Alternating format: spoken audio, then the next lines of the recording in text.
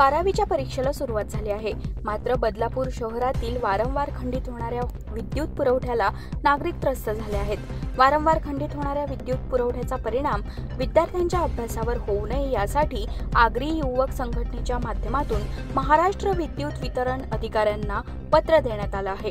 वारंवार लाईट जात असल्याने विद्यार्थ्यांच्या अभ्यासावर परिणाम होऊ शकतो आणि त्यामुळे त्यांच्या निकालावर देखील याचा परिणाम होऊ शकतो. त्यामुळे विद्युत पुरवठा खंडित होणार नाही याची काळजी अधिकाऱ्यांनी घ्यावी याबाबतचं निवेदन देण्यात आलं आहे.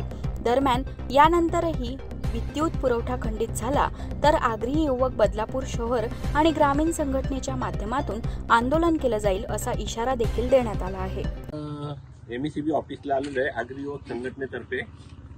काल आजपासून 12वीच्या परीक्षा चालू होते. कुठल्याही प्रकारची लाईट वगैरे जायला नको, पॉवर जायला नको म्हणून आणि मुलांचे अभ्यास करताना हाल व्हायला नको म्हणून आम्ही आज एमईसीबीच्या ऑफिसला आलेलो आहे. त्यांना निवेदन दिलेलं आहे का परीक्षा होईपर्यंत तुम्ही तुमचा प्लॅनिंग असं करा का मुलांना संध्याकाळी रात्री टायमाला लाईट जायला नको म्हणून आम्ही त्यांना विनंती केलेली आहे. त्यांची काही छोटी मोठी डागडुजीची कामं असेल, मेंटेनन्सची कामं असेल ते तुम्ही बोलू दिवसा तुम्ही करून घ्या. फक्त मुलांना अभ्यास करताना संध्याकाळी लाईट नाही गेली पाहिजे हा तुम्ही लक्षात घ्या.